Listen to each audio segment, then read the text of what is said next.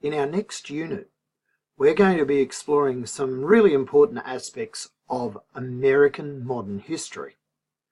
By way of introducing you to this concept, I want to explore one of my most enjoyable, one of my favourite cities in the United States, and that's Washington, D.C.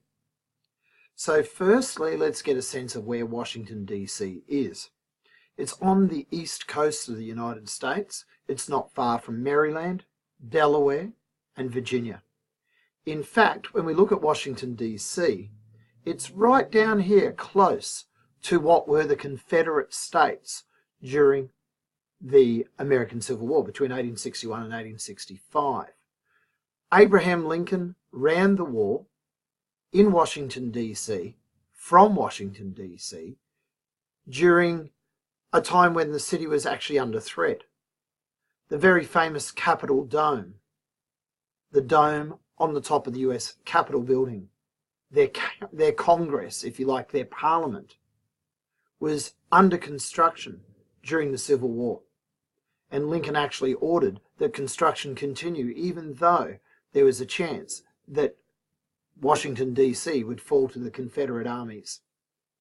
He argued that it was important that the whole nation saw that he believed that the nation would thrive even though it was tearing itself apart in the Civil War.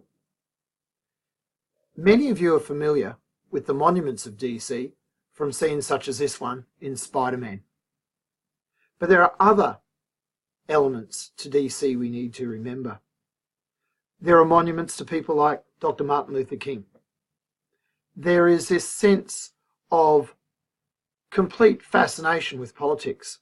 That stall that I've shown in this scene here is located in one of the airports at Washington, D.C., where they're supporting all sides of politics. Politics is everywhere in D.C. The whole design of the city of Washington, D.C. is around political symbolism, around great monuments. And we're going to have a look at that in a moment. Just so you get your head around it, you can see in this image here, please ignore Spider-Man, he's very distracting actually as I look at him. This monument here is the Washington Monument. This is the Capitol Dome. It's an old photograph. This car park is now gone. On either side of the mall are the various Smithsonian institutes. We have got what we call the Tidal Basin over here, and the White House is located over here. But let's have a look at that in a different way. So again, we're seeing here a map of the most important locations of Washington, D.C. It's a city which has monuments at its heart, and I think we build monuments to those things we value in a society. Washington, D.C. has built into its plan the values of its nation. So let's get a sense of where they are. The White House, you would be familiar with, the home of the President of the United States. At the time I'm recording this, it is home to Donald Trump, the 45th President of the United States. And you can see the protests on the northern side of the White House. Behind it, you can see the Washington Monument sticking up.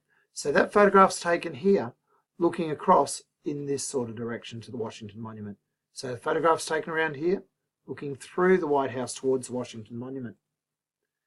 If we look along Pennsylvania Avenue, and I've taken a photograph of that, from the White House along Pennsylvania Avenue, we see in the distance the dome of the Capitol building, Congress.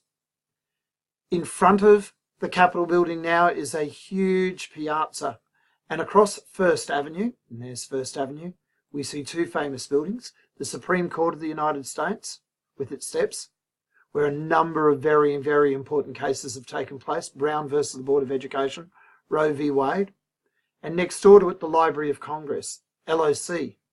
The Library of Congress, some of you have used as part of your research materials, a huge complex of resources, and if you like, when you go into those halls there, into these buildings, you'll see it's very much a temple to Enlightenment ideas.